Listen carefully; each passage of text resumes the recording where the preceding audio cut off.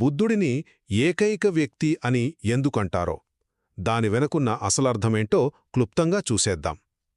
ఈ మాటలు బౌద్ధ పవిత్ర గ్రంథమైన అంగుత్తర నికాయ నుంచి తీసుకున్నవి. అక్కడ ఏమంటారంటే, బుద్ధుడు లోకంలోకి రావడమంటే కేవలం ఒక మనిషి రావడం కాదు, అది మొత్తం ప్రపంచానికే ఒక పెద్ద మార్పు తెచ్చే సంఘటన అని. సరే, మొదటిది, అసలు ఎవరా ఏకైక వ్యక్తి? ఆయన ప్రత్యేకత ఏంటి? ఆయనకు 3 ముఖ్యమైన బిరుదులు ఉన్నాయి. 1 తథాగతుడు, అంటే నిజాన్ని ఉన్నది ఉన్నట్లుగా చూసేవాడు.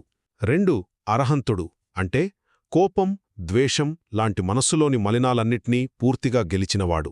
ఇక 3 సమ్మ సంబుద్ధుడు, అంటే ఎవ్వరి సహాయం లేకుండా తనంతట తానే జ్ఞానోదయం పొంది ఆ దారిని మనందరికీ చూపించేవాడు.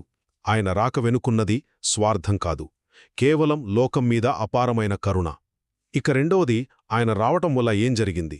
దీన్ని ఒక గొప్ప వెలుగు రావడంతో పోలుస్తారు. ఈ వెలుగు ఏం చేస్తుందంటే, అజ్ఞానం అనే చీకటిని పారద్రోలి అసలు నిజమేంటో మనకు స్పష్టంగా చూపిస్తుంది. చివరిగా ఆ వెలుగు మనకు ఎలా దారి చూపిస్తుంది? చూడండి, బుద్ధుడు కేవలం గొప్ప మాటలు చెప్పి ఊరుకోలేదు. భిక్షువుల నుంచి సామాన్యుల వరకు ఎవరైనా సరే పాటించగల ఒక ప్రాక్టికల్ దారిని చూపించారు. ఆ దారిలో నడిస్తే ఎవరైనా సరే విముక్తి యొక్క 4 దశలనే దాటి ఈ పునర్జన్మ చక్రాన్ని ఆపేయొచ్చు. అందుకే బుద్ధుడి రాక అంటే ఒక కొత్త మతాన్ని మొదలుపెట్టడం కాదు, అది మన అజ్ఞానాన్ని పోగొట్టి విముక్తి వైపు నడిపించే ఒక జీవన విధానాన్ని పరిచయం చేయడం.